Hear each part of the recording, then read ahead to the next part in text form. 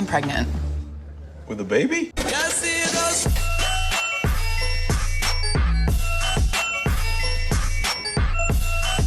feel like a couple of people misunderstood what I was trying to say in my last video. I'm not saying that I quit nursing. What I was trying to say, why I left oncology and that I quit that job and now I'm working as a labor and delivery nurse, which is what I say at the end of the video. So in this video, I'm gonna just be walking you guys through what a day is like for me. I usually wake up at about like 5 o'clock in the morning. I snooze the alarm and then I actually wake up maybe like 5:15. I live really far from my job. Like I live like an hour away, so I have to get up really early so I can leave on time before traffic hits.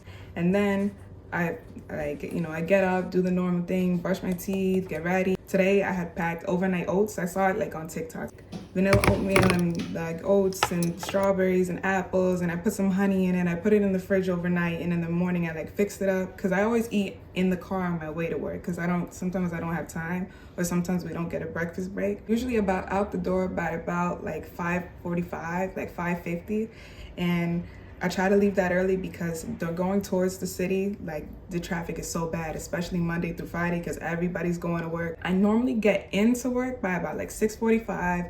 I clock in. Also, due to HIPAA, I can't really show you guys too much because I don't want to get fired. So I'm kind of gonna just show you guys kind of like the floor and little tiny things just because I gotta be careful because I can't really show anything like specific. I grab scrubs from this scrub machine that we have on the floor. We wear specific scrubs that are cleaned by the hospital. It's just like an infection control thing. They don't want us coming in with scrubs from home, and we also have to wear like scrub caps because they don't want our hair out. There's like infection control risks. You're dealing with babies and sometimes C-sections, or a lot of the times we're working in the operating room, so we can't just wear scrubs from home. Also, I think it helps because it's a lot easier to change out of, especially if you are doing a delivery and say you get, bodily fluids or something all over you. You can just change into a different pair of scrubs out of the scrub machine, which I've had to do before. And I think, it's helpful. After I changed, and I'll show you guys right here, I changed into the all blue like scrubs that I get from the hospital. After that, I'm ready to like take report from one of the overnight nurses. I'm on day shift right now because I'm on orientation, but I was hired for overnight. And because I'm still on orientation, I'm still working with my preceptor, who is like the person who like provides guidance and information to me. She's great. The orientation is so long because I think it's been about like 4 months. It's about 4 months because there's so much information to take in and there's so much they want us to know and write down. Like even while I'm on the floor, I keep a little notebook with me that I write my notes in and like how to do this, how to do that. So the person giving me a report will tell me what happened overnight with my patient. It basically give you a rundown and an overview of your entire patient. After I get a report on my patient, I go in the room, I meet my patient. It's great to meet you. Hi. Today I had one patient, which like sometimes some nurses have two, but typically we have one patient because technically you have two patients because you still, you're dealing with mom, but there's baby, so you're still kind of dealing with two patients at the same time, I go in and, you get to know your patient, what she's worried about, what she's nervous about. Often I've noticed that I always have like first-time moms, and I love the first-time moms. They're so cute and so sweet. They're like nervous angels kind of, I always call them that because they just have a million questions and they're worried and they're nervous and they always ask me like, how does it feel like? And I'm like, I don't know. After I met my patient, it's probably about like 7:30 now. I'll go and look through the chart and look through that patient's orders, what medication she has due. I'll go and watch her strip, which is how we monitor the fetal heart rate to make sure baby's okay. And I'll go and check on like her fluids and make sure like those aren't emptying out. Doing all that and checking that she has all her prenatals and that all the consents are signed by the doctors. So my mom for the day, like she was like pretty far along, dilated. So that tells me that we are gonna deliver soon. Are you kidding me? So I have to go and make sure that I have all the supplies that I need after I check her orders, and I go and make sure that the baby warmer's set up, that it has, oxygen supplies, any emergency equipment that we're gonna need in case, or I go and set up the vaginal delivery table and make sure that the doctor, the OBGYN, has all the equipment that they're gonna need when we deliver. But in this case today it was already set up, so I didn't have to do that. So now it's about like 9:30, and since my patient, like she's doing well, I'm still watching her strip and making sure baby's doing well too, seeing if she needs water or ice. Pregnant women love ice. It's like I always say, like ice is like the pregnant women's candy, especially the hospital ice. How it's like chopped up, but like it's better. than like the ice that you got at home.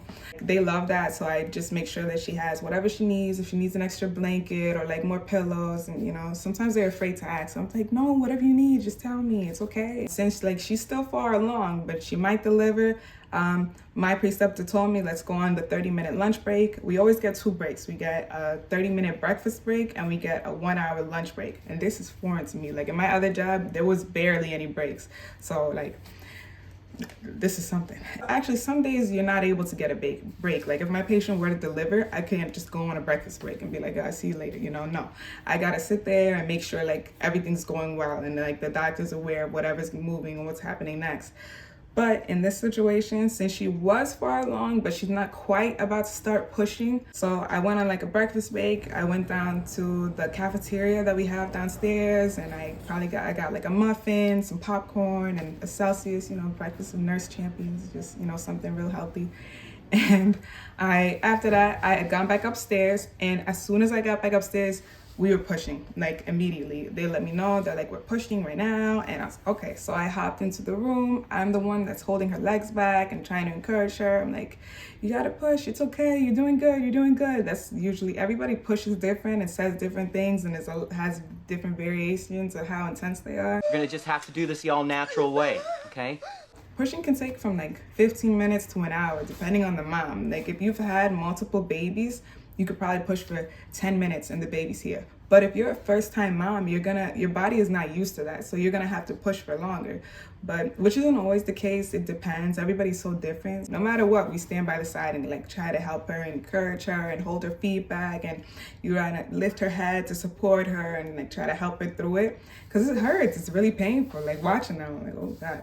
Especially if they're doing it without that epidural, that's a whole different ball game. Oh shit, this really hurts.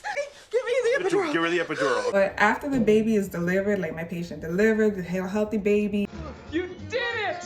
Congratulations! Yeah, I made like the little hat. There's a little specific way that we make the hats for the babies. It's so cute. Like, especially for the girls, we make these little hats with a bow on them. After the babies are delivered, there's so much charting. Like there's so much like to get done. You want to recover the patient, make sure she doesn't have any excessive bleeding. You press on her stomach to make sure that her uterus is firm. And I'm still new, so it still takes me a little bit longer because I kind of want to cover all my bases. Like I don't want to miss anything because you know, I want to make sure I fill in everything correctly. It takes me about maybe like, I don't know, still probably like maybe like 2 hours to chart. Any medications that you gave during the delivery, you want to put that in the chart. You want to like document everything, because if you didn't document it, it didn't happen. And you got to just make sure to cover your bases for legal purposes, and, you know, just to not, you know, go to jail.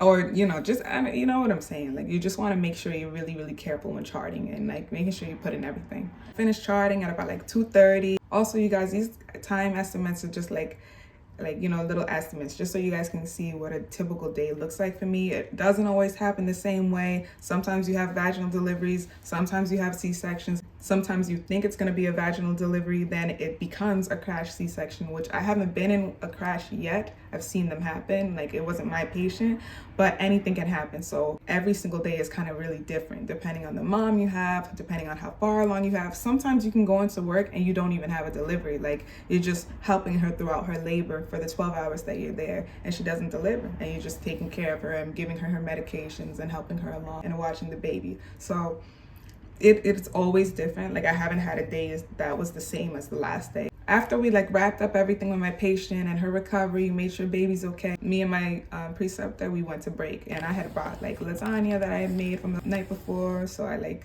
killed that. And I come back to shadow another delivery. There was another patient on the floor that was delivering, and I went in the room. It's good for me to see as many deliveries as I can so I can get to know the flow of things, how different nurses do things and approach different problems or obstacles. So I stood in on a delivery and, like, you know, kind of shadowed like a fly on the wall just to see how that nurse's like flow of things. For you to be able to develop your like way of doing things, it's good to see multiple nurses like do deliveries, just so you can get an idea of what works for you when you're on your own. So that's what I've been told, and I know that, so that's what I've kind of been doing too when there's time. So I went in and I shadowed that delivery. It was another girl. So that's 2 girls already. I helped if they needed me to grab anything, like go to the med room and bring them anything. And I was helping her during pushing.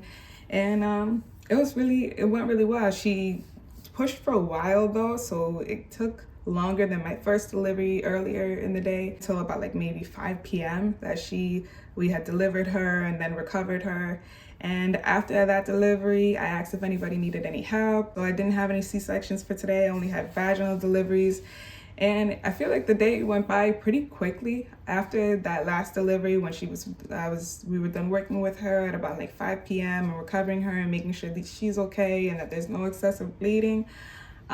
I was just working on some modules and paperwork that I had to get done while I'm on orientation. Since I didn't have another patient, I didn't have to give report. If I did, I would have to give report to the night shift nurse coming on at about 7 p.m. and tell them everything about the patient, what's going on, what medications they're gonna need, how they've been doing, if there were any issues or complications. That's what I would do. But I didn't have another patient, so I left at about like 6:30, so I kind of got to leave a little earlier, which is nice. But that's basically like a quick run through of like what that day was like for me. Like I said before, every day is so different. Like it's never like I have one day that's exactly like another. It always depends on what mom you have, how many moms you have, depends on like how far along they are. It depends on the doctors, the baby, and the mom. Actually, no, it depends on the baby, because everything that we're doing is centered around what's beneficial for that mom and baby, you know. But yeah, that was kind of my day. I hope you guys like the video. I'm kind of just showing you guys what like a day is like for me as a labor and delivery nurse, because I told you I'd give you this video and I got you this video. But yeah, that's basically it. Oh,